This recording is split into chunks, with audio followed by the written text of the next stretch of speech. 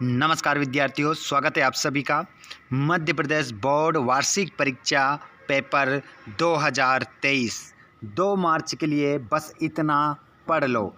यदि आप कक्षा 12वीं में हैं और 2 मार्च को हिंदी का पेपर देने वाले हैं तो 64 ऑब्जेक्टिव इस वीडियो में मैं बताने वाला हूं पेपर के।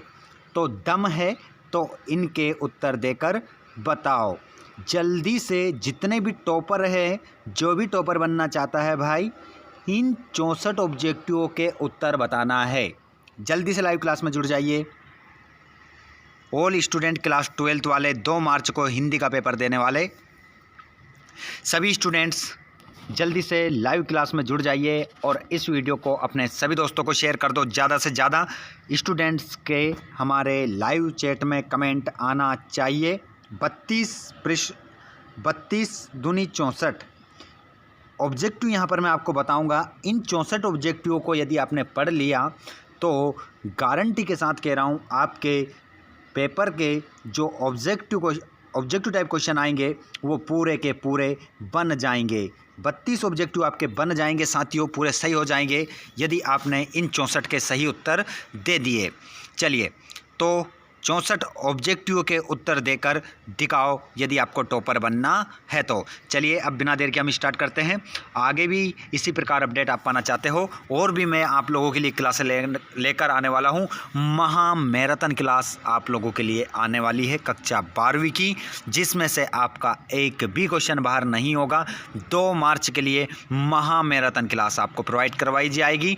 तो आप सभी दोस्त ज़्यादा से ज़्यादा दोस्तों को शेयर कर दो और मैराथन क्लास का समय क्या रखा जाए कमेंट बॉक्स में ज़रूर बता दीजिएगा। जो भी लाइव क्लास में जुड़ रहे हैं सभी बताइए। लाइव क्लास में जो दोस्त हमारे लाइव क्लास में नहीं जुड़ पाते हैं वो कमेंट बॉक्स में बता दीजिएगा। चलिए, तो बिना देर की स्टार्ट करते हैं पहले क्वेश्चन से। पहला क्वेश्चन आपकी स्क्रीन पर आ चुका है। वीर गाथा काल की प्रसिद्ध रचना है। चलिए स्टार्ट हो जाइए, लाइव चैट में बताइए। एक क्वेश्चन मैं पढ़ूंगा, उसके लिए आपको 3 सेकंड दिए जाएंगे, उसमें आपको आंसर देखना है। यदि आपको 3 सेकंड से ज़्यादा लगते हैं तो आप वीडियो को पॉज करिएगा और आंसर सोचिएगा, उसके बाद आंसर बताइएगा, ठीक है? लेकिन आपको सही जवाब देना है। जल्दी से बता दीजिए मुझे, वीर गाथा काल की प्रसिद्ध रचना है। तो इसमें आपका करेक्ट आंसर हो जाएगा, वो हो जाएगा पृथ्वीराज रासो। पूरा 80 नंबर का पेपर आपका यहाँ से बनेगा। मैं बता रहा हूँ, एक से एक धमाकेदार वीडियो आप लोगों को प्रोवाइड करवाए जा रहे हैं।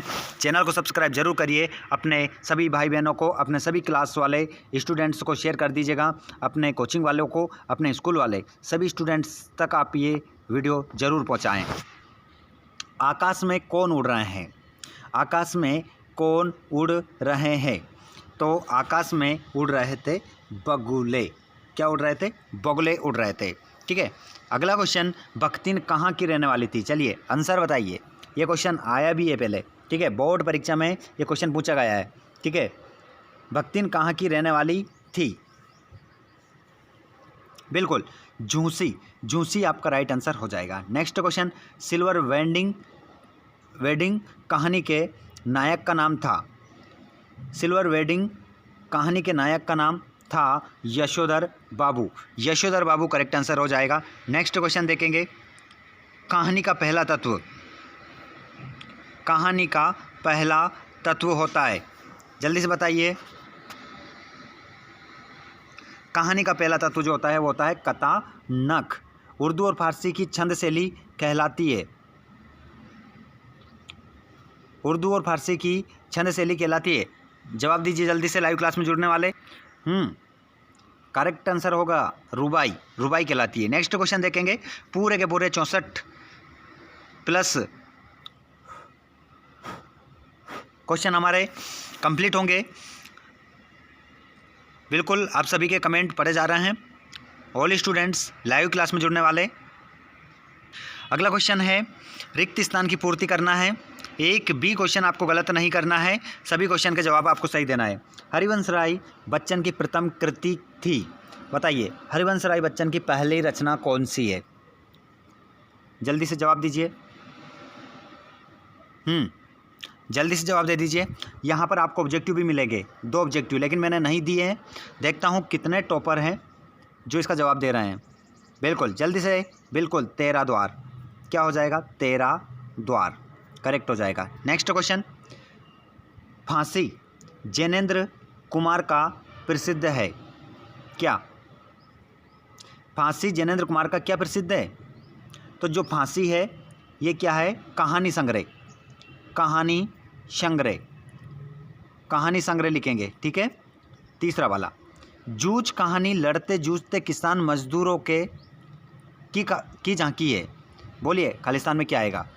तो यहाँ पर आ जाएगा संघर्ष, संघर्ष आ जाएगा, संघर्ष। नेक्स्ट क्वेश्चन, रेडियो नाटक में नहीं होते, रेडियो नाटक में क्या नहीं होते? दृश्य, दृश्य नहीं होते। ऐसे शब्द जो क्षेत्र विशेष में बोले जाते हैं कहलाते हैं क्षेत्रीय शब्द, क्षेत्रीय शब्द कहलाते हैं। गुरुत्वाकर्षण एक शब्द है, लिख लीजिए तकनीकी। कैसा शब्द है? तकनीकी शब्द है। बिंब के भेद होते हैं, चलिए जवाब दीजिए, ऑल स्टूडेंट जवाब दीजिए, बिंब के कितने भेद होते हैं? जब मैं आप लोगों के लिए कोई भी क्वेश्चन बोलता हूं और इंतज़ार करता हूं आपके कमेंट का, तो उसमें जवाब आप सभी ज़रूर दें। बिल्कुल 3 होते हैं, ठीक है, 3 होते हैं। बिंब के भेद होते हैं कितने? 3। अगला क्वेश्चन, प्रश्न नंबर 3 आ चुका है स्क्रीन पर। प्रश्न नंबर 3,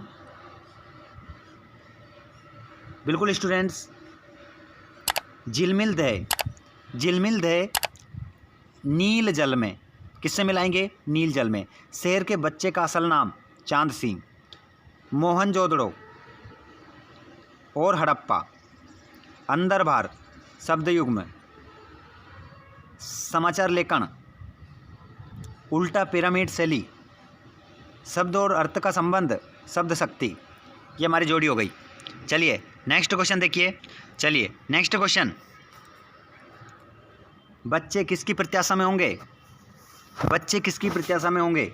जवाब होगा माता पिता की, ठीक है, माता पिता की। श्रम विभाजन किस समाज की आवश्यकता है? श्रम विभाजन किस प्रकार के समाज की आवश्यकता है? तो श्रम विभाजन है सभ्य समाज की आवश्यकता, सभ्य है ना, सभ्य समाज की आवश्यकता। अगला क्वेश्चन, आनंद यादव का मन किस बात के लिए तड़पता था? तो आनंद यादव का मन पाठशाला जाने के लिए, ठीक है, पाठशाला जाने के लिए तड़पता था। पंचतंत्र में किस प्रकार की कहानियाँ लिखी गई है? बताइए। आंसर हो जाएगा शिक्षा प्रद। अगला क्वेश्चन, वे अव्यय जो किसी शब्द या पद के बाद लगकर उसके अर्थ में विशेष बल देते हैं क्या कहलाते हैं? जल्दी से बताइए। वे अव्यय जो किसी शब्द या पद के बाद लगकर उसके अर्थ में विशेष बल देते हैं क्या कहलाते हैं? जवाब दीजिए। यहाँ पर उपसर्ग या प्रत्यय मत लिख देना, प्रत्यय मत लिख देना, प्रत्यय गलत है, प्रत्यय मत बता देना, प्रत्यय की बात नहीं हो रही है यहाँ पर बल की बात हो रही है, बल की बात हो रही है यहाँ पर। तो निपात, निपात राइट आंसर हो जाएगा। अगला क्वेश्चन, सूत्र रूप में कही गई बात को विस्तार से लिखना अथवा समझाना क्या कहलाता है? तो ये कहलाता है भाव पल्लवन, भाव पल्लवन, ठीक है, भाव पल्लवन, ओके। अगला क्वेश्चन, शब्द गुण कितने प्रकार के होते हैं? तो शब्द गुण 3 प्रकार के होते हैं। चलिए कमेंट बॉक्स में नाम लिखिए कौन कौन से होते हैं। ऑल स्टूडेंट नाम बताएंगे कौन कौन से होते हैं, जल्दी से फटाफट बता दो। अगला क्वेश्चन है, दिवाली पर गुड़ के खिलौने खरीदे जाते हैं, असत्य। एकांकी दृश्य काव्य का एक रूप होता है, सत्य। शिरीष अद्भुत अवधूत है, सत्य। सौंदलगेकर मास्टर कविता बहुत ही अच्छे ढंग से पढ़ाते थे, सत्य। भाषा विचारों की अभिव्यक्ति का माध्यम ही नहीं स्वयं विचार करने का साधन भी है, सत्य।